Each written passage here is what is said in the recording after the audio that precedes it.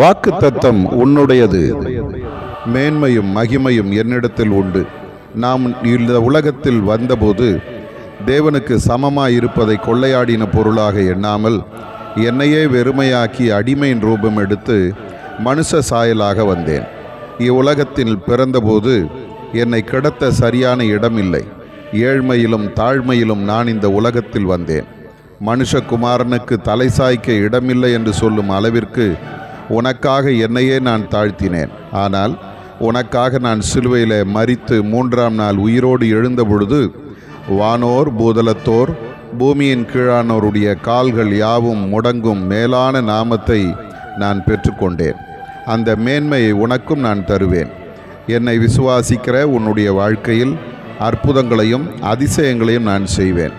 என்மேல் விசுவாசமாய் இருக்கிறவன் என்னிலும் பெரிய காரியங்களை செய்வான். ஆதி திருச்சபையில் சீஷர்கள் மூலம் அற்புதங்களும் அடையாளங்களும் நடந்தது. அவர்கள் போன இடத்திலெல்லாம் மனிதர்கள் அவர்களை தேடி வந்தார்கள், அற்புதங்களை பெற்றார்கள், தேவனை மகிமைப்படுத்தினார்கள். எல்லா இடங்களிலும் இயேசுவின் சீடர்கள் மேன்மை பெற்றார்கள். அதே போல உன் வாழ்விலே நீ என்னை சார்ந்து கொள். உன் வாழ்க்கையை எனக்கு அர்ப்பணித்து என்னை முற்றிலும் நம்பி வாழ்வாயானால் அதே மேன்மையை உனக்கும் நான் தருவேன்.